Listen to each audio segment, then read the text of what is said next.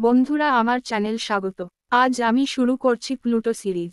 প্রথমে এপিসোড আমাদের দেখানো ওমের ওয়েডিং হল, যেখানে আজকে অর্থাৎ ওমের যমজ দুজনেকে উপস্থিত থাকতে হবে এবং সে বিয়ে পছন্দ করে না, এবং তার যমজ বোনকেও সে পছন্দ করে না। দুই বোন একে অপরকে মোটেই পছন্দ করে না।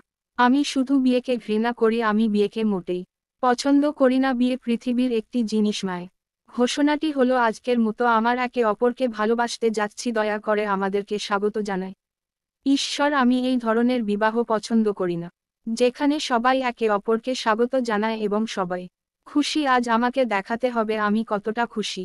যদি আপনার যমজ বোনরে বিয়েতে বিয়ে করতে হয় তাহলে সবার সামনে ঘোষণা করুন।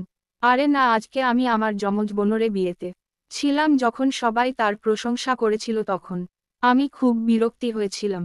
হোস্ট ব্রাইটের অনেক প্রশংসা করেছিল, কিন্তু শুধু দিকে তাকিয়েই মনে হলো সে মিথ্যাবাদী। সে বলছে কিন্তু এটা তার কাজ।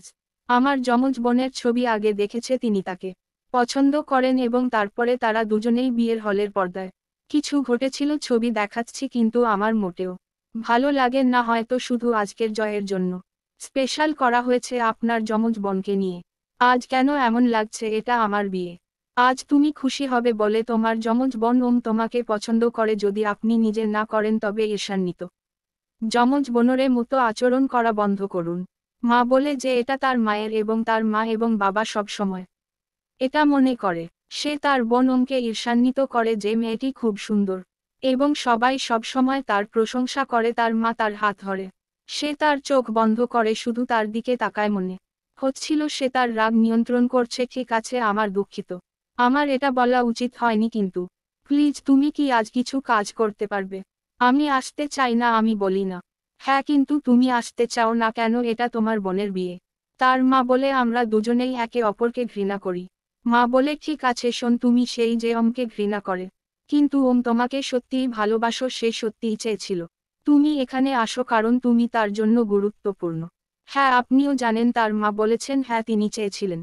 তাই আমি যদি আসি লোকেরা আমাদের মধ্যে পার্থক্য খুঁজে পাবে এবং প্রশংসা করবে যে আপনি এটি দেখাতে পাচ্ছেন না। ঠিক মা নিজেই বলেছেন। তার মা একটি দীর্ঘ নিঃশ্বাস নেয়। আমার দুজনেই যমজ, কিন্তু আমার একটি সিনেমার প্রধান চরিত্রের মতো দুটি যমজ বোনের একটি সিরিজ যেখানে তারা উভয়ই একে অপরকে পছন্দ করে না এবং একে অপরের প্রতি সর্বদা ঈর্ষান্বিত বোধ। পার্থক্য হলো যে আমি এটিকে সবচেয়ে ঈর্ষান্বিত মনে করি।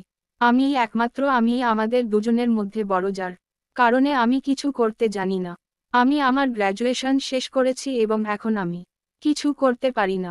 আমি কোন কাজ পাইনি, তাই গত 2 বছর ধরে আমি ঘরে বসে বসে বিশ্রাম নিয়েছি যখন ওম নিখুঁত এবং সে সব কিছু করছে। তাই মা, আপনি কি আমাদের মধ্যে পার্থক্য দেখতে পাচ্ছেন? ঠিক আছে, ঠিক আছে, আমি খারাপ। আমার মা বাবাও একই ধারণা করেছিলেন আমার সম্পর্কে। আমার মধ্যে বলে কিছু নেই। হ্যাঁ, আমি আমাদের দুজনের সে একাই, কিন্তু তার পড়াশোনায় ভালো ডিগ্রি আছে এবং তার মাসিক বেতন $5,000, এবং সে এখন যে এয়ারলাইন কোম্পানির জন্য কাজ করে তার সাথে সংসার করতে রাজকন্যার জীবনের মতো।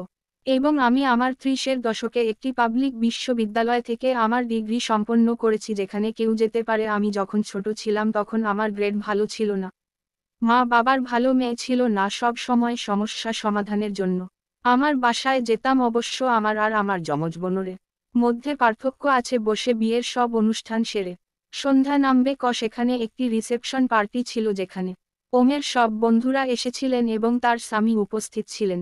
আমি এটা করছিলাম, আমার মোটেও ভালো লাগছিল না। আমি শুধু বাড়িতে যেতে চেয়েছিলাম, কিন্তু আমার মা তারা আমাকে এখানে রেখেছে এবং বলেছে আগে বাড়ি গেলে খুব খারাপ হবে, দুজনের বিয়ে হলে অদ্ভুত মনে হবে, তাই গিয়ে এভাবে প্রেম করো। তার স্বামী নাচতে নাচতে সে মদ্যপান করছিল এবং তার দিকে তাকিয়ে বমি করছে কেন তা বুঝতে পারছি না। তারা আমাকে এখানে রেখেছে এবং বলেছে এখন বাড়ি গেলে খুব খারাপ হবে। কে গর্ভবতী স্বামী না স্ত্রী আজ তার জন্য তাকে চিমটি দেয়। মা, আমি এর বেশি কিছু শুনতে পেলাম না। মা প্লিজ, আমার যমজ যা আসে আমি মনে করি শুধু তাই বলি, তাই দয়া করে আমাকে ভুলে কিছু বলবেন না। বিয়ের অনুষ্ঠান শেষে হতে চলেছে, আপনি কি শেষ হওয়া পর্যন্ত অপেক্ষা করবেন? আপনি একজন ভালো বোনরে মতো কাজ করবেন। তার মা বলেছেন যে রিসেপশন পার্টিতে সবাই খুব সুন্দর। এখন আমার বোনও খুব ক্লান্ত ছিল, এখন সে খুব ওয়াইন পান করছিল, ওর কাছ থেকে ওয়াইন বন্ধ আসছিল। আমি কি এখন বাড়ি যেতে পারি? ও মামি তোমাকে কিছু জিজ্ঞেস করতে চাই সবাই চলে যাওয়ার পর। ওম আমাকে এই কথা বলল, আরে ওম তোমার সাথে এমন টোনে কথা বললে আমি কি তোমাকে জিজ্ঞেস করতে চাই? ওম তুমি এখনই বলতে পারো না আমি আপনার সাথে একান্তে কথা বলতে চাই। যখন আমি ওম বলতে চাই তখন আমার মা বাবা বরং আশীর্বাদ দেওয়ার পর আমার সময় পাই, তারপর ওম এসে আমাকে টেনে নিয়ে যায় এবং বিশ্রামের ঘরে নিয়ে যায়, কারণ এটি ঐতিহ্যবাহী এবং ঘোরাঘুরি আমাদের বিবাহের হলো ছেড়ে কোথাও যেতে পারি না তোমার সাথে, আমার অনেক কাজ করতে হবে যাতে আমার দেরি না হয়। ওম বলল, কিন্তু আমার দেরি হচ্ছে কেয়া বলে আমি জানি না, আমার মনে হয় দেরি হলে অনেক সমস্যা হবে। আপনি এমনভাবে অভিনয় করেছেন যেন আপনি আমাদের সবাইকে বিদায় জানাতে যাচ্ছেন। তার যমজ বোন তার দিকে তাকিয়ে তার মুখে হাত রাখে হাসে। আমার দুজনেই অনেক দিন ধরে কথা বলেছি যে আমি আমাদের মধ্যে দূরত্ব বজায় রাখি। আমি তার সাথে তুলনা করতে চাই না। সে তার গোপন মেয়ে অর্থাৎ শস্পকে বলতে যাচ্ছে, ঠিক আছে আমি জানি না সে কি নিয়ে কথা বলবে, তবে দেখা যাক দ্বিতীয় পর্বে কি হয়।